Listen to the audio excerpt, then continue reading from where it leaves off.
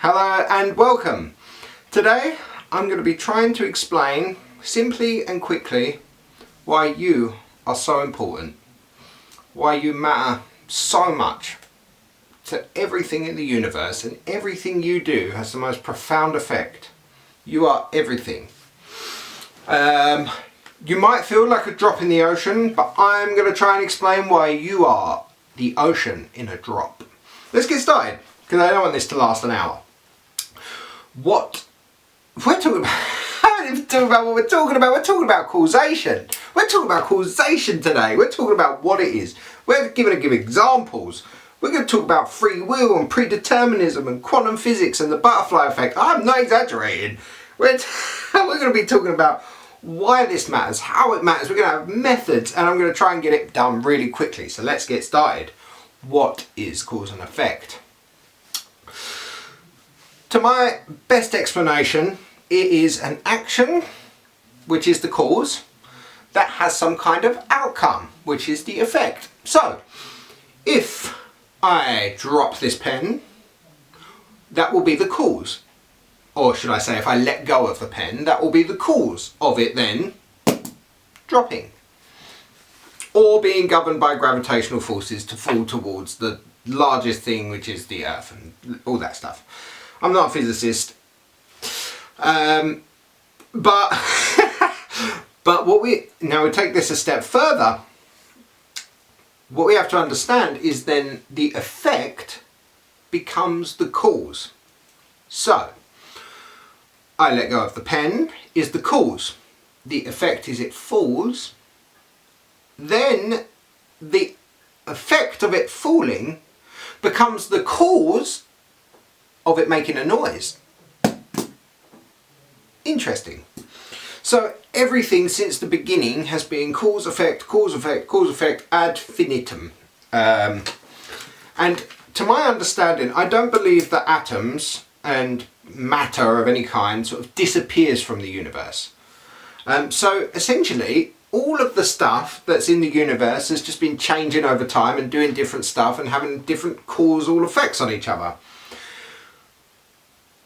I get ahead of myself. So, we've got the fact that the cause then makes an effect, and then that effect becomes the cause, and this just goes on and on and on and on and on. It's a snowball effect.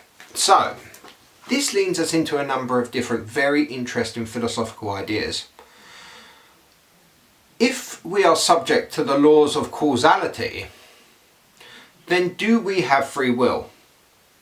If we are determined by what has happened before, I was born with these genetics, and then I've got this environment to deal with, and based on them things and all of my past experiences, I will do what I'm doing right now. It does sort of lean to predeterminism. Do we have free will? The jury's out. Which leads me into the quantum physics side of it. For me, I'm quite happy saying, no, probably not. I'm not too attached to free will. I don't think it really matters that much to me. Take it or leave it, I just believe that we do the best we can, given the information we've got. And that's what it is. The plants will grow because that's what they do. The clouds will cloud, and trees will tree, and you will do you. And that's that. It's wonderful. Now, if you are someone that likes free will, then quantum physics might be your saviour here. Because quantum physics says that essentially when we have a cause, it doesn't necessarily lean to a particular effect. That it may have a bit of a fork in the road, might do this, might do that.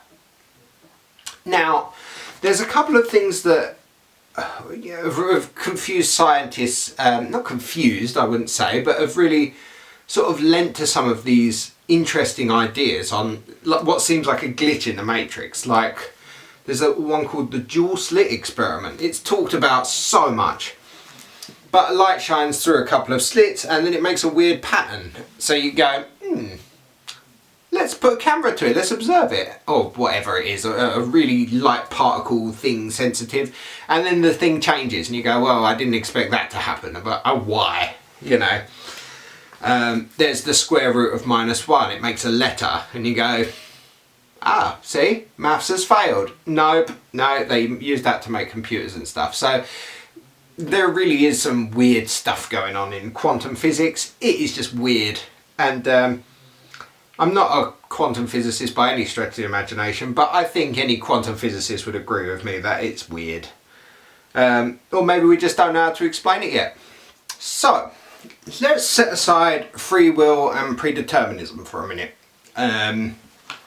because that's a nice thing to ponder. But now let's talk about the butterfly effect and the snowball effect. So the butterfly effect is an idea, a theory, to my understanding, that if you go back in time and you kill a butterfly, an insignificant little butterfly, it changes everything about the present. Not one thing is the same. Maybe not quite in them, but it has a massively profound effect. I read up about it. Apparently the flap of a butterfly's wings had an effect on things like weather, things that you wouldn't even expect. It is such a profoundly interesting thing to think about, that over time things snowball. And the snowball effect is you start at the top of a hill, you make a snowball, you push it, and that little snowball eventually becomes this huge boulder because it gains traction. You know, this thing that we may have thought was insignificant, maybe, you know, helping someone who needed help, or you know, saying good morning to someone. It's something so insignificant, you know, in that moment, could snowball to be this huge thing, this causal stream of, you know, wonderful positive energy and such. Or the opposite, negative energy as such, who's to say? But this does lead me on to good and evil, because essentially when something bad happens, we say that something bad has happened, and when something good happens, we say that something good has happened. But who is really to say? Say, for example, I was traumatized as a child. I went to school and I trusted someone, and I was very young, and they were mean to me. They traumatized me, they made me suffer, and they was mean and all these terrible things. You might say, well, that poor child has just been, you know, traumatized. That's a terrible thing. But maybe that child goes on to start a charity, helps other children, does wonderful things, you know. So something that's bad could have a good effect, and something that's good could have a poor effect, you know. And who's to say? Who's to say what good and evil is? It's a complete, it's context based, isn't it? It's perspective. So next time you see something you cannot get to grips with, why is there this suffering? Why is there this terrible thing that's happened? There's a kind of comfort in not knowing. I don't know. I don't need to explain everything. I don't need to explain this war or this famine or this suffering, you know. I don't need to try and find some good in it. Maybe some good will come of it, you know. But to say that we don't understand the real effect of causality and, you know, all of this is quite a comfort in a way. Because it means not everything is as cut and dry as we might originally assume. Now, why does this matter? Why does this matter?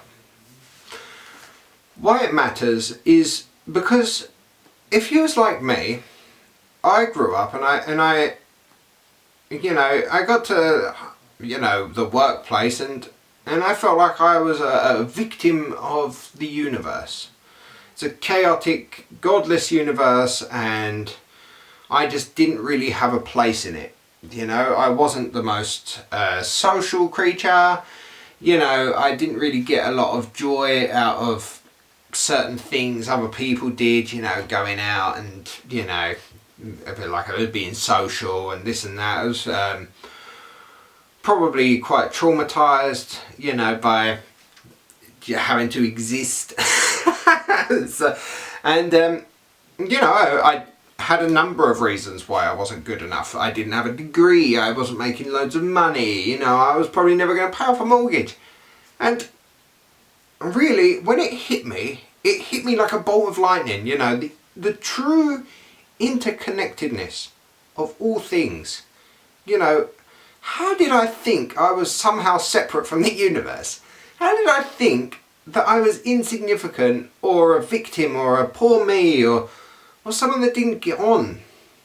You can't be apart from it, even if you want to be. You know, I would love to be an introvert, a hermit, or someone that went and lived in a mountain and no one heard from ever again. Went and fished and, you know, grew vegetables and stuff, you know. Or made £1 million on the lottery and then went and done some, well, probably still hermit and, you know, that's the dream. But there is no getting away from the fact that you are one with everything.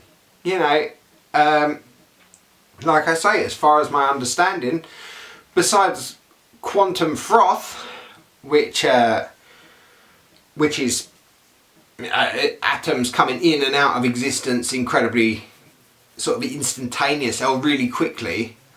You know, I'm not a quantum physicist. Look it up, don't quote me on anything quantum physics, but you know, I don't think that matter is erased from the universe ever. I think it just changes. So all of this causation has just been one big organism changing and doing different things and interacting with itself in a number of ways. And atoms change. 1 minute an atom is part of me, and then the next minute the atom is part of something else. Maybe it was an apple, and then it becomes me, and then it becomes excrement, then it becomes soil, then it becomes worms and compost and nitrates, and then it, you know, goes into the air, becomes rain, becomes trees, becomes apple again. Who knows? But you will never be apart from the universe. This is integral to why this matters. So I just want you to know you're wonderful and important, and everything you do has a massively profound effect on everything. And who's to say what's good or bad? No point in looking at the past and going, oh, maybe I shouldn't have done that then. You know, ooh, maybe I was mean to that person. Look, who knows? Maybe that person went on to do wonderful things. Anyway, how do we use this? How do we use this causality to help us in our life? Now, I think I sort of explained it in the why, but we do try and cultivate the best good we can with the information we have at the time. And feeling a real part of it, a part of life, a part of the universe, can really have quite a profound effect. But I'm going to get on to the method now, because this is a little bit paradoxical. Now, for most of us, humans in our lives, we do things for some reason. There is some effect we're looking for, right? When we make a cause. We use our past memory to project into the future, okay? So maybe if every day I got out of bed and there was a shelf and I got up and I hit my head on the shelf, after a couple of days I would think, right, when I get up, what normally happens is I bang my head on the shelf. Maybe if I get up, like that, then I'm not going to bang my head on the shelf. So you try and predict the future, and you try and create the desired effect. Now the method here is to do whatever you do the best you can, obviously, you know, like you will, regardless of what I say or you know, any of this.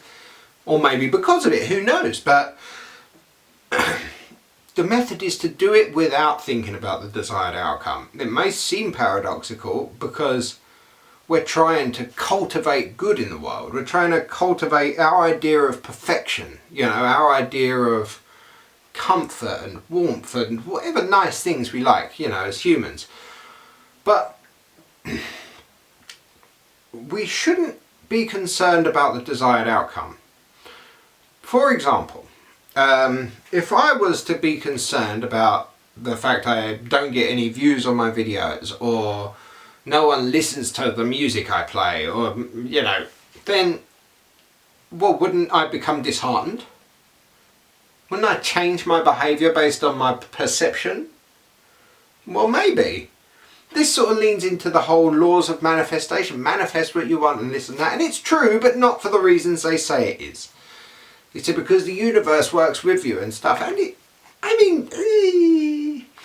yes and no. Mainly yes. But we shouldn't be doing it for that. We should do it because it's what we do. Because clouds cloud, birds sing, and you do you. Because that's what you do. I hope you've got something out of this. I've really enjoyed doing this. I love these kind of talks, and I'll continue doing them, you know, because it's what I do. Regardless of the outcome, because that's what it's all about. Anyway, I hope I've sort of covered everything. I hope you've gotten something out of it, and I hope that you keep being you. Thanks for listening. Thank you for being here, and enjoy.